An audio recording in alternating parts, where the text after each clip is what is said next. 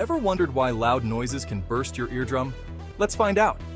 Your eardrum, a thin membrane inside your ear, vibrates when sound waves hit it. But when sounds are too loud, like an explosion or a loud concert, the intense pressure from the sound waves can cause the eardrum to tear or burst. This can lead to pain, hearing loss, and even infections.